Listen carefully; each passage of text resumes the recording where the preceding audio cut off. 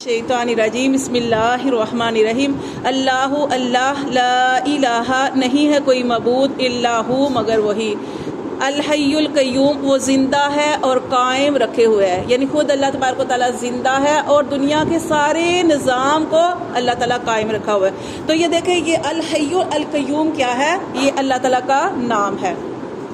اللہ کا جو نام ہے وہ اللہ، ٹھیک ہے، یہ ذاتی نام ہے، باقی یہ جتنے بھی نام ہیں صفاتی نام ہے اللہ کے صفاتی۔ تو یہ الحی القیوم، جیسے ہم کہتے ہیں یا حیو یا قیوم، ہم یہ پڑھتے بھی نا یا حیو یا قیوم، اے زندہ اے قائم رکھنے والے، تو یہ اسم اعظم ہے۔ اس کے ذریعے بھی جو دعا کی جائے اللہ تعالیٰ قبول کرتے ہیں، لیکن دعا کرنے کا طریقہ کیا ہوتا ہے کہ آپ نے جیسے اللہ کا نام پڑھا تو درود شریف بھی پڑھا کریں بعد میں، تو پھر اللہ سے دعا کیا کریں، ٹھیک ہے نا۔ یہ اللہ کا جو ہے صفاتی نام ہے، یہ اسم اعظم ہے، اس کے ذریعے جو دعا کی جاتی ہے اللہ تعالیٰ قبول فرماتے ہیں۔ دیکھیں اللہ تعالیٰ فرماتے ہیں کہ الحی القیوم، اللہ تعالیٰ جو ہے وہ زندہ ہے اور قائم رکھے ہوئے ہے۔ لا تاخذہ سنۃ ولا نوم، نہیں آتی اسے اونگ اور نہ ہی نیند۔ اللہ کہتے ہیں نیند تو بہت دور کی بات ہے، اللہ کو اونگ بھی نہیں آتی، کیونکہ اگر اللہ کو اونگ آ جائے تو دنیا کا نظام کیسے چلے، اس لیے اللہ کو نیند نہیں آتی، اونگ بھی نہیں آتی۔ اللہ فرماتے ہیں اللہ اسی کے لیے ہے ما فی السماواتی، جو کچھ آسمانوں میں ہے، و ما فی الارض، اور جو کچھ زمین میں ہے، سارے کا سارا اس اللہ کے لیے ہے۔ من ذی، کون ہے وہ جو یشفعو، جو سفارش کرے گا، عندہ، اس کے پاس، کون ہے جو سفارش کرے گا اس کے پاس، الا باذنی، مگر اس اللہ کے اذن سے ہی کرے گا۔ اور دیکھیں نا ایک حدیث آتی ہے نا بڑی لمبی، جو قیامت کے بارے میں ایک حدیث ہے کہ جب قیامت کا منظر ہوگا اور قیامت کی وجہ سے سارے لوگ پریشان ہوں گے، جب ابھی پتہ نہیں چلے گا کہ کس نے جنت میں جانا ہے کس نے جہنم میں جانا ہے، تو اس وقت سارے انبیاء کرام بھی پریشان ہوں گے۔ تو اس وقت جو ہے نا سارے انبیاء کرام جو ہے وہ آپس میں بات کریں گے کہ ہمیں اللہ تعالیٰ کے ہاں جو ہے وہ جانا چاہیے، اللہ سے جا کے تو اللہ تعالیٰ سے سفارش کرنی چاہیے کہ اللہ تبارک و تعالیٰ یہ جو حساب کتاب ہے شروع ہو، پتہ چلے کون جنت میں جائے گا اور کس کا جو ٹھکانہ اپنے اپنے ٹھکانے پر پہنچے۔ اس طرح تو سارے لوگ پریشان ہیں، تو اس وقت کوئی بھی انبیاء کرام ہمت نہیں کرے گا۔ کیوں؟ آدم علیہ السلام بھی ہمت نہیں کریں گے، حضرت موسیٰ، عیسیٰ، حضرت ابراہیم، کوئی بھی نبی جو ہے نا وہ کہے گا کہ آج ہمیں اللہ سے اتنا ڈر لگ رہا ہے نا، اتنا ڈر ہے نا کہ ہم اللہ کے آگے بالکل نہیں جا سکتے، کیونکہ اللہ آج اتنے غضب غصے میں ہے کہ اس سے پہلے نہ کبھی ہوا اور نہ ہی کبھی ہوگا۔ وہ کہتے ہیں ہم نہیں اللہ سے سفارش کر سکتے۔ اور انبیاء کی سفارش نہ کرنے کی وجہ یہ بھی تھی کہ جیسے کہ ابراہیم علیہ السلام تھے نا، حضرت ابراہیم علیہ السلام، تو انہوں نے اپنی زندگی میں 3 جھوٹ مثلاً بولے ہیں، تو ان کو اپنا یاد آ جائے گا کہ میں اللہ سے سفارش کیسے کروں، میں نے تو 3 جھوٹ بولے ہیں۔ موسیٰ علیہ السلام نے ایک آدمی کو مکہ مارا تو وہ آدمی مار گیا، موسیٰ علیہ السلام کو وہ یاد آ جائے گا کہ میں اللہ سے سفارش نہیں کر سکتا۔ تو اس طرح مطلب ہر نبی جو ہے وہ بہت زیادہ ڈر رہا ہوگا، کوئی بھی نہیں جائے گا۔ پھر سارے جو ہے نا آخر کار سارے وہ نبی صلی اللہ علیہ وسلم کے پاس جائیں گے اور حضرت محمد صلی اللہ علیہ وآلہ وسلم سے جا کے کہیں گے کہ آپ ہی اللہ کے پاس جا کے سفارش کریں، آپ ہی اللہ تعالیٰ کے پاس جا کے سفارش کریں۔ تو اس وقت آپ صلی اللہ علیہ وسلم فرمائیں گے کہ ہاں میں ہی جاؤں گا، اور اللہ نے مجھے اسی لیے پیدا کیا کہ میں ہی جا کے سفارش کروں گا۔ پھر آپ صلی اللہ علیہ وسلم جو ہے وہ جائیں گے اور اللہ تعالیٰ کے سامنے جا کے کیا کریں گے کہ ایک لمبا سجدہ کریں گے، اتنا لمبا سجدہ کہ جب تک اللہ کا حکم نہیں نہ ہوگا آپ سجدے سے ساری نہیں اٹھائیں گے۔ اور اس وقت حدیث میں آتا ہے کہ آپ صلی اللہ علیہ وسلم اللہ کی وہ تعریف بیان کریں گے جو اس وقت اللہ آپ کو سکھائے گا۔ پھر آپ صلی اللہ علیہ وسلم اللہ کی تعریف بیان کریں گے اور سجدے سے سر نہیں اٹھائیں گے کہ اللہ تعالیٰ میں سجدے سے سر نہیں اٹھاؤں گا جب تک کہ میری یہ جو حساب کتاب کا سلسلہ جو ہے وہ شفاعت جو ہے قبول نہ کی جائے۔ پھر اللہ تعالیٰ فرمائیں گے کہ محمد صلی اللہ علیہ وسلم آپ سجدے سے سر اٹھائیں، تو پھر شفاعت کا جو ہے سلسلہ یہ شروع ہو جائے گا۔ تو یعنی نبی صلی اللہ علیہ وسلم جو ہے وہ شفاعت جو ہے وہ سب سے پہلے کرائیں گے۔ پھر جب آپ صلی اللہ علیہ وسلم شفاعت کرائیں گے تو پھر شفاعت کا سلسلہ شروع ہو جائے گا، پھر سلسلہ شروع ہو جائے گا، آپ سے پہلے کوئی بھی سفارش نہیں کرا سکتا۔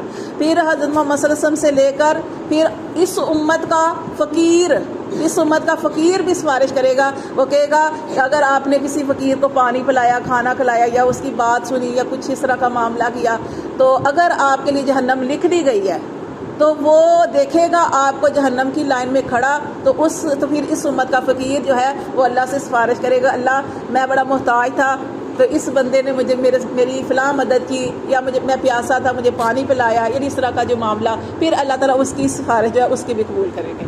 تو یہاں پہ یہ بتایا جا رہا ہے کہ کوئی اللہ کے یہاں سفارش نہیں کر سکتا مگر وہی کرے گا جس کو اللہ اجازت دیں گے۔ یعلم ما بین ایدیہم، اللہ تعالیٰ خوب جانتا ہے ما بین ایدیہم، جو اس کے آگے ہے، وما خلفہم، اور جو پیچھے ہے، جو کچھ آنے والا ہے اور جو کچھ ہو چکا وہ سب کچھ اللہ جانتا ہے۔ ولا یحیطون بشیء من علمہ، اور نہیں کوئی احاطہ کر سکتا اس کے علم میں سے کوئی بھی، الا بما شاء، مگر اتنا ہی جتنا وہ چاہے۔ تو دیکھیں نا کہ آپ حضرت موسیٰ علیہ السلام کے بارے میں آپ نے پڑھا کہ حضرت موسیٰ علیہ السلام اللہ کے نبی تھے، تو ایک دن بنی اسرائیل نے محفل لگی ہوئی تھی، تو موسیٰ علیہ السلام سے پوچھ لیا کہ اس وقت دنیا میں سب سے بڑا عالم کون ہے؟ تو موسیٰ علیہ السلام نے کیا جواب دیا؟ انہوں نے کہا میں۔ اللہ تعالیٰ کو میں اتنی ناپسند آئی کہ انہوں نے کہا، اللہ تعالیٰ نے فرمایا کہ اے موسیٰ علیہ السلام فلاں جگہ پہ چلے جاؤ، وہ جو سورۃ کہف کے اندر واقعہ آتا ہے نا کہ وہاں پہ خضر علیہ السلام سے تمہاری ملاقات ہوگی، پھر وہ سارا واقعہ جو ہے نا اس کے اندر سورۃ کہف کے اندر آپ پڑھتے ہیں تو اس کے اندر سارا واقعہ، جب ہم پڑھیں گے تو اس کے بارے میں دوبارہ پڑھ لیں گے، ابھی ویسے آپ کو اتنا ہی بتایا کہ اللہ تعالیٰ نے ان کو بتا دیا کہ موسیٰ علیہ السلام خضر علیہ السلام تم سے بھی زیادہ جانتے ہیں۔ پھر اچھا یہ سارا واقعہ ہونے کے بعد کیا ہوا کہ اب موسیٰ علیہ السلام اور خضر علیہ السلام جو تھے وہ کشتی میں بیٹھے ہوئے تھے کہ ایک چڑیا آئی اور اس نے اس دریا کے اندر سے کتنا پانی پی سکتی تھی، چونچ میں تھوڑا سا پانی پیا اور اڑ گئی۔ تو اس وقت وہ جو خضر علیہ السلام تھے انہوں نے کہا کہ موسیٰ علیہ السلام سے کہا کہ موسیٰ تمہارا اور میرا علم اس چڑیا کے اتنے جتنا اس کے منہ میں پانی ہے نا اس کے برابر بھی نہیں ہے، یعنی جتنا ہمارے پاس علم ہے نا، چڑیا نے جتنا پانی منہ میں لیا نا ہمارا علم اس کے برابر بھی نہیں ہے۔ اللہ کا علم اس دریا اور سمندر کی مانند ہے۔ تو آج جتنا مرضی آپ دیکھیں سائنسدان کہاں پہنچ گئے، جہاز بنا لیے، کیا کچھ ہو رہا ہے، سارا کچھ مطلب کتنی زیادہ ترقی ہو گئی، لیکن آپ دیکھیں ڈاکٹر ذاکر نائک کو سنے تو کیسے وہ حوالے دیتے ہیں مختلف کتابوں کے، اللہ نے کتنا ان کا ذہن، اتنے زیادہ کئی لوگ ہوتے ہیں جو ہاں جی اتنا اللہ نے علم عطا فرمایا ہے۔ تو یہ ہے کہ کچھ بھی نہیں ہے اللہ کے علم کے آگے کسی کا ہے، کیونکہ سب کچھ تو اللہ نے عطا فرمایا نا۔ تو یہاں پہ بتایا جا رہا ہے کہ کوئی احاطہ نہیں کر سکتا اللہ کے علم کا، الا بما شاء، مگر جتنا وہ چاہے اتنا ہی۔ واسیہ، اور سمو رکھا ہے کرسی السماواتی، اس کی کرسی نے السماواتی والارض، آسمان اور زمین۔ یہ دیکھیں کہ یہاں پہ کرسی کی بات ہو رہی ہے، کون سی کرسی؟ جو یعنی کہ ویسے تو اللہ تبارک و تعالیٰ ہر جگہ پہ موجود ہیں، لیکن اللہ تبارک و تعالیٰ کی کرسی، اللہ تبارک و تعالیٰ کی جو کرسی ہے، جیسے یہ زمین اور آسمان ہے نا، حدیث میں آتا ہے کہ زمین اور آسمان جو ہے اس کے سامنے اللہ تعالیٰ کی کرسی جو ہے نا وہ اتنی زیادہ بڑی ہے کہ اللہ کی کرسی کے آگے یہ زمین اور آسمان ایسے ہیں جیسے ایک بہت بڑا صحرا ہو اور اس میں ایک انگوٹھی پھینک دی جائے۔ اللہ کی کرسی کے آگے، اللہ کی کرسی اتنی زیادہ بڑی ہے کہ یہ جو زمین و آسمان ہے نا وہ ایسے ہیں کرسی کے آگے، اللہ کی کرسی کے آگے ہیں، ایسے ہیں کہ جیسے ایک صحرا ہو اور اس میں ایک چھوٹی سی انگوٹھی پھینک دی جائے، ٹھیک ہے، اتنی زیادہ۔ اور پھر اللہ تعالیٰ نے فرمایا کہ اللہ کا عرش کتنا بڑا ہے، اللہ کا عرش اتنا بڑا ہے، کرسی سے اتنا زیادہ بڑا ہے، جیسے میں نے آپ کو وہ بتایا، جیسے ہی اس کے بارے میں یہ آتا ہے کہ اللہ کا عرش اتنا بڑا ہے کرسی کے مقابلے میں کہ جیسے وہی صحرا ہو اور صحرا میں ایک انگوٹھی یا مندری پھینک دی جائے تو وہ کیا نظر ہی نہیں آتی۔ تو اتنی زیادہ اللہ تعالیٰ کا عرش جو ہے وہ بڑا ہے۔ تو یہاں پہ اللہ تعالیٰ فرماتے ہیں کہ اللہ تعالیٰ کی عرش کی بات کی اللہ نے، اللہ کی کرسی کی بات کی، اللہ نے فرمایا وَلَا يَؤُودُهُ حِفْظُهُمَا، اور اللہ کو نہیں تھکاتی ان کی حفاظت، کس کی؟ آسمانوں اور زمین کی حفاظت۔ اب دیکھیں آسمان اور زمین، ٹھیک ہے، زمین کے اندر دیکھیں کتنی مخلوقات ہیں، اللہ تعالیٰ نے صرف انسانوں کو پیدا نہیں کیا، اللہ نے اتنی زیادہ چیزیں پیدا کی ہیں اور اللہ تبارک و تعالیٰ ہر کسی کی سنتے ہیں۔ اللہ فرماتے ہیں اور ان کی حفاظت، آسمانوں زمین کی حفاظت اللہ کو نہیں تھکاتی، وَهُوَ الْعَلِيُّ الْعَظِيمُ، اور وہ اللہ تو بلند مرتبہ اور بڑا ہے۔ ٹھیک ہے، یہ ہے آیت الکرسی. اس کو آپ نے خوب پڑھنا ہے، اس کا اہتمام کرنا ہے. آیت الکرسی کو اپنی زندگی کا حصہ بنانا ہے. چھوٹی سی چیز ہے. آپ دیکھیں کہ جیسے ہی آپ فرض نماز پڑھتے ہیں تھوڑا سا ٹائم لگتا ہے آپ نے اس کو پڑھنا کرنا ہے. اور اسی طرح حفاظت کے لیے یہ جو ہوتی ہے، اس میں توحید اللہ تعالیٰ کی بیان کی گئی ہے. اس میں یہ جب ہم پڑھ لیتے ہیں تو شیطان سے نجات ملتی ہے. اور کیا ہوتا ہے کہ یہ حفاظت کے لیے بھی پڑھ سکتے ہیں، جب مرضی پڑھیں، جتنی دفعہ مرضی پڑھیں آپ کا دل کرتا ہے. ہاں، اسم اعظم جو ہے، اس میں ذریعے جی جو دعا کریں گے اللہ تعالیٰ قبول فرمائیں گے. دیکھیں آگے اللہ تعالیٰ فرماتے ہیں لا اکراہ فی الدین، کوئی سختی نہیں دین کے اندر. دیکھیں یہ اللہ تعالیٰ نے اس سے پہلے، اس آیت سے پہلے اللہ تبارک و تعالیٰ نے یہاں پہ اللہ کے بارے میں بتایا کہ اللہ کی کرسی کتنی بڑی ہے، اللہ کا عرش کتنا بڑا ہے. پھر اللہ نے فرمایا کہ اللہ کو ان چیزوں کی حفاظت، جو کچھ اللہ نے پیدا کیا اللہ کو ان کی حفاظت نہیں ٹھکاتی. پھر اللہ نے اس کے بعد اپنی توحید بیان کرنے کے بعد فرمایا کہ لا اکراہ فی الدین، دین میں کوئی سختی نہیں. اے محمد صلی اللہ علیہ وسلم آپ کسی کو پکڑ کے دین کی طرف نہیں لا سکتے.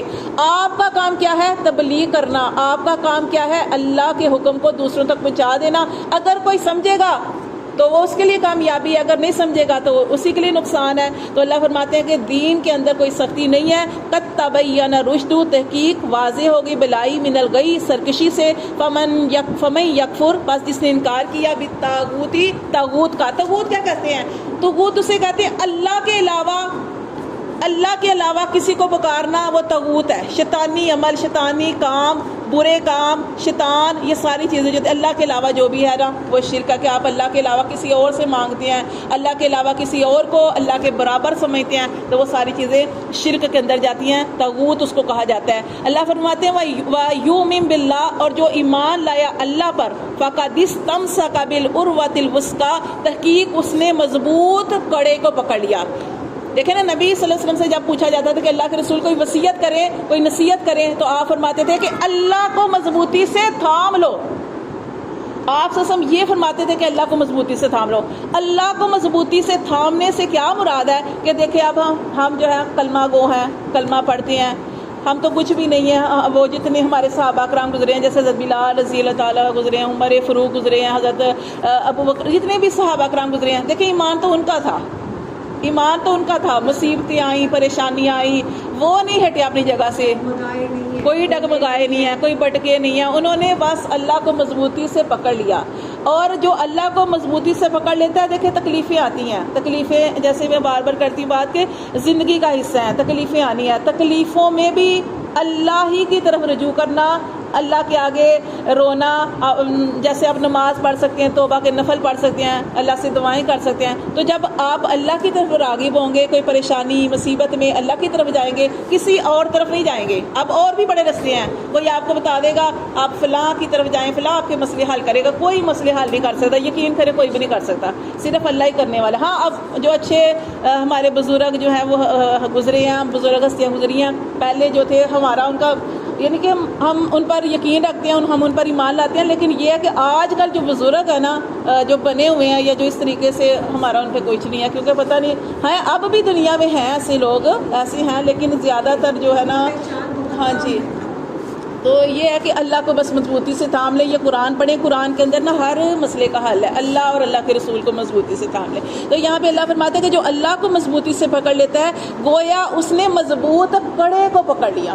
ایسا کڑا کہ اللہ نے فرمایا لن فسام لہا، وہ ایسا کڑا ہے کہ وہ ٹوٹنے والا نہیں. آپ اللہ کی طرف جائیں گے تو اللہ آپ کو چھوڑ دے گا؟ اللہ آپ کو نہیں چھوڑے گا، اللہ بھی آپ کو مضبوطی سے پکڑے گا. واللہ سمیع علیم، اور اللہ تو سننے والا اور جاننے والا ہے. اللہ خوب سننے والا اور خوب جاننے والا ہے. اللہ ولی الذین آمنوا، اور اللہ تو دوست ہے ان لوگوں کا جو ایمان لائے. یخرجوہم من الظلمات الی النور، وہ نکالتا ہے ان کو اندھیروں سے اور روشنی کی طرف لے کے جاتا ہے. والذین کفروا، اور وہ جو کافر ہوئے، اولیاءہم الطاغوت، وہ ان کے حمایتی ہیں طاغوت، شیطان یا برے ساتھی. اللہ فرماتے ہیں یخرجونہم، وہ ان کو نکالتے ہیں، من النوری، وہ روشنی سے نکالتے ہیں، الی الظلمات، طرف ظلمات کی، اندھیروں کی طرف لے کے جاتے ہیں. اولئک، یہی لوگ ہیں، اصحاب النار، جو ساتھی ہوں گے آگ کے، ہم